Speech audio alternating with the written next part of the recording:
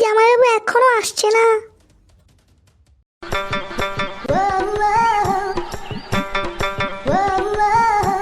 আরে জান, তুমি চলে এসছো?